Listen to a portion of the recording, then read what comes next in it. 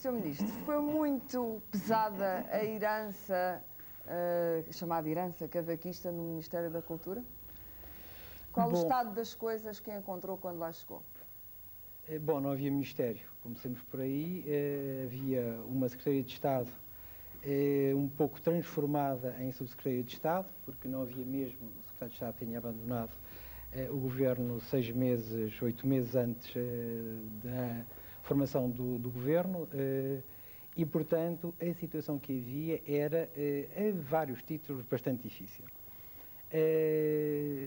Essa situação, eu penso... Seguramente muitas dívidas por cobrar, suponho.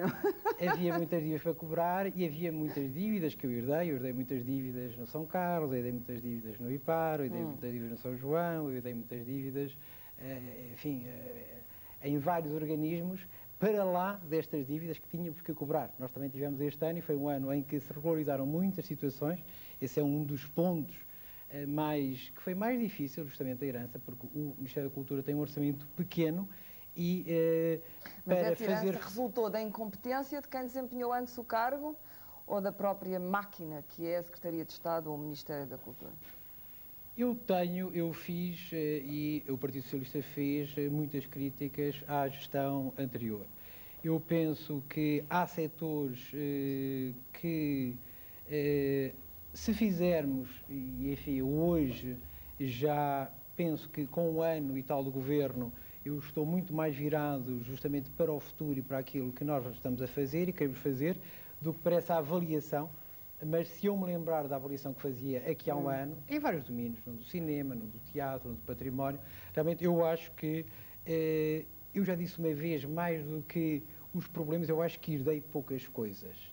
E acho que num domínio como o da cultura, e às vezes essas poucas coisas, o que é que isso significa exatamente? Significa, quando nós pensamos justamente nestes 10 anos, nos 10 anos do cavaquismo, nos 10 anos do governo do PSD, e quando se avalia aquilo que se herdou nos vários domínios, que política do património é que se herdou, que política de arquivos é que se herdou, que política de cinema, eu acho que na maior parte dos casos herdámos grandes problemas, de resto tivemos imediatamente que ainda hoje estamos a apagar fogos, como se vê com este caso do cinema, e há alguns setores onde se herdaram situações positivas e promissoras, mas globalmente a herança era muito pesada e eu penso que esse último ano foi um ano de grande abandono da política cultural.